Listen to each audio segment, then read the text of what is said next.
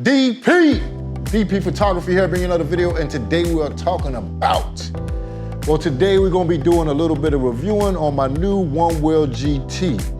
This is my first Onewheel, you know, so it's gonna be an experience of an actual noob, someone that has no experience on Onewheel.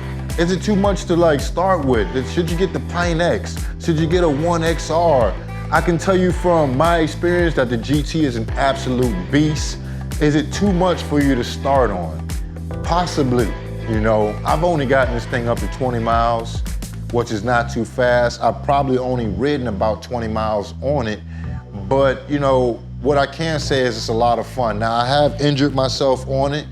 The thing is dangerous, man. That being said, you know, I don't see how the Pine X will be any less dangerous. You know, I fell doing, I think, less than 5 miles per hour, and I got injured pretty badly. You know, I was lucky enough to not break my collarbone. What I did do was, you know, I dislocated my shoulder. When I hit the ground, I bounced. I couldn't feel my arm. It was hanging, and, you know, I had to pop it back in place. I didn't know if it was broke or not. I did a lot of reviews. I watched a lot of videos on the most common injuries on the Onewheel, and I'll be damned if it ain't where it hurts the most, you know, right on this spot. Now, that being said, you know, everybody that I've seen have a crash on the Onewheel, it's all been user error, and mine was no different, you know. I always see like what I could have done differently to have a different outcome, you know. And with me, you know, a person rode in front of me on a bicycle, and I kind of tried to slow down, you know, to let him go across. And before I knew it, you know, I kind of dipped in the front and I lost my way. And, you know, I came off the board, hit the ground, splat, you know, it was pretty bad, man. But like I say, I've seen people in the hospital with actual broken bones. You know, one guy said, you know, it wasn't his Onewheel that he broke his bones on, but all he could think about was how he could get his own. You know, he just wanted his own Onewheel because it's that fun, you know. I got a lot of people in my inbox, you know, telling me, you know, it's time to give that thing up, and, you know, we're too old for that. But, you know, I'm a get back on the horse kind of guy. And to be honest, this thing is just too much fun for me to get rid of, man. What I will say that I did dumb when I first got it is not put on all my extra aftermarket parts that would have saved the original GT from getting all scratched and banged up. For me, you know, right out the box, just looking at the thing, like looking at the tire, it was a thing of beauty. 2250. My Dualtron Eagle Pro, which is a e-scooter that does about 43 miles per hour, it was about the same price. Well, it really don't compare, to be honest. Like, you can't compare a two-wheel scooter to this Onewheel. You know, they're just too different of an E thing. You know, it's like, with this, no hands, you know, I'm able to carry other things. I'm hands-free.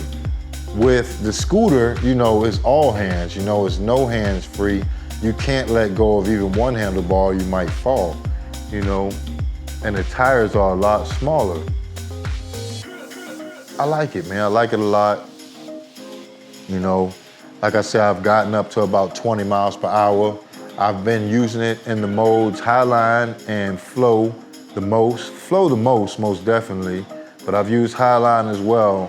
And like me just sitting here talking about it right now, I want to get out there and get back on it. Now, when it comes to safety, you need to be geared up because, you know, even when I fell, I expected falls, you know, but I thought that I would be able to get my hands out in front of me and do like, you know, a roll, you know, roll over, but it happens too fast, you know.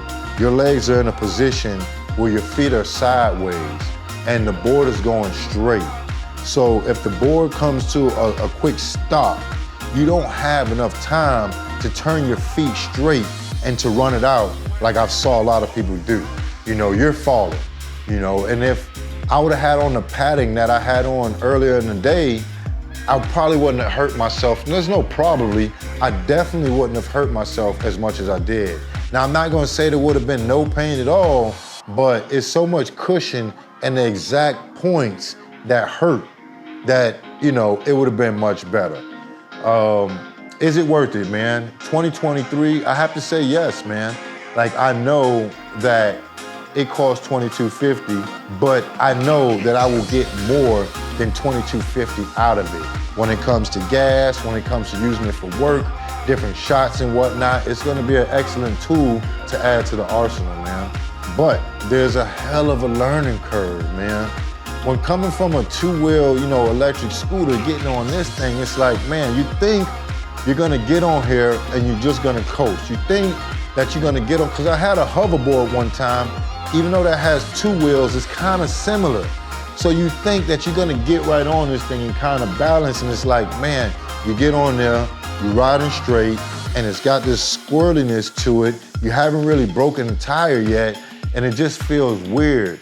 Meanwhile, you see people in videos like carving, digging into the street, side to side, almost like you do when you rollerblade, and that's what you want to get to, Also the dismount. The dismount is a hard thing for me. I'm able to do it, but it doesn't come automatic. It's easy to jump off with 2 feet, but to actually, lift one heel up and let that back fall down, it's not so easy. It's like you're still engaged on one of the sensors that, you need to disengage with. When it comes to turning corners, slowing down, all that stuff feels real good, man. It's like you lean back a little bit. This thing is fun, it's amazing, man. The Onewheel GT is just amazing, man. It's like the way how it feels, the way how you slow down, the way how you lean back and it just slows up. And then you can kind of lean forward and swing your legs. It's so fun. It's almost like surfing on land, But at the same time, it's like when you eat the water, you don't have to worry about breaking bones for the most part. You eat the turf on this thing, man, going 2 miles per hour, man, you gotta be worried, man. So it's always best to keep on protective safety gear, man. Shoulders, head, wrists, everything, man. You can see me, look at how I'm all jacked up, man.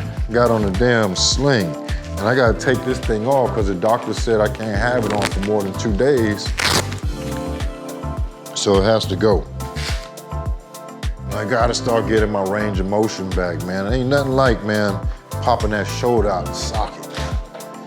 It's like, man, wrists, all this stuff, man. Now, all that being said, is it worth it, man? Is it worth it, man?